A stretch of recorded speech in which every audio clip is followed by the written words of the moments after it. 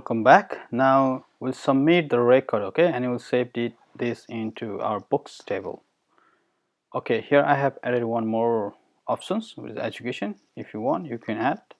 So first thing is we need to provide action. So this action will submit the form, right? So we don't have any action, post action that will submit our form. So let's make the post action here. So let's copy this and I'll paste over here, and I'll make this post because you are submitting the form, and I'll write here store, post store, and here I'll give the store method. Okay, and copy this method and let's make this here. So public function store, open and close. When you submit the form, we just written OK just to test. Okay, so I'll write OK here, and let's go here. Now we have to provide here action, right? So the action here is the books/store. So the best way to provide the name of action there is to give route and the name of this route. Okay, so here we have the action. We'll do two curly braces and route, and to reach this endpoint books/store, the best way is to give the name route here. So just write a name, and you can give any name. Okay, so any name, let's say book.store. I'll give the book.store.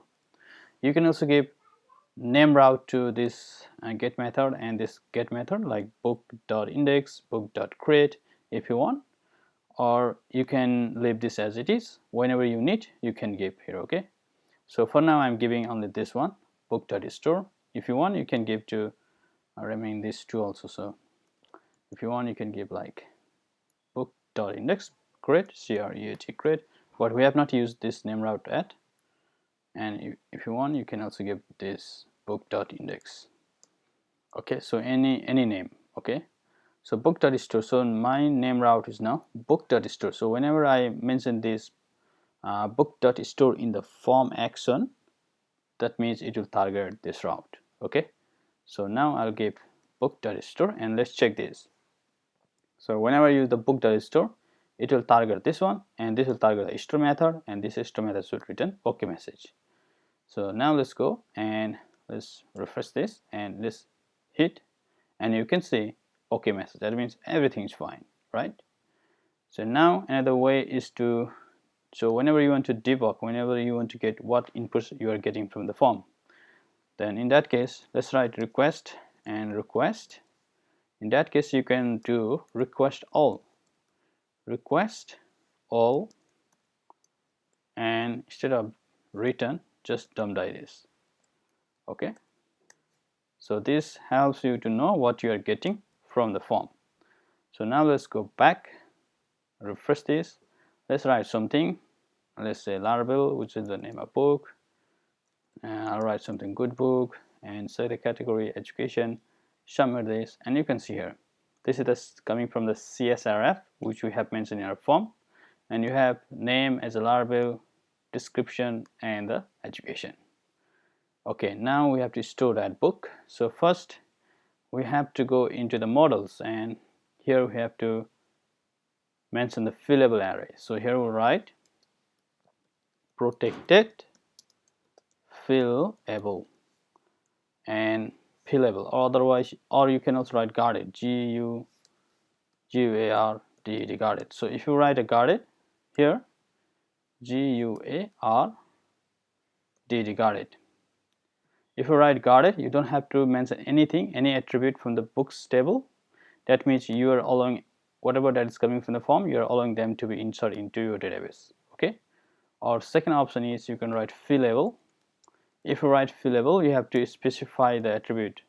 So I want name to be store, I want description to be store, I want category to be stored in the books table. And if you go here in the books table, we have the name, description, and category. Okay, this should be exactly the same here.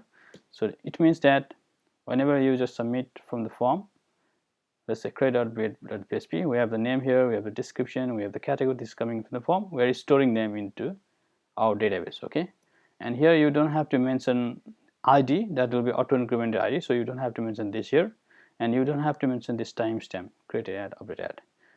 So except ID and the timestamp, you write everything here. Okay, if you are using field level. If you are using guarded, you just leave this as a blank. That means you are allowing everything to be inserted into your database. So that's done. Now we'll use our model here, namespace, use app slash models slash book, and now we'll create our record here. So I'll remove this one and I'll write book, which is our model, and we'll use the create method to create the record,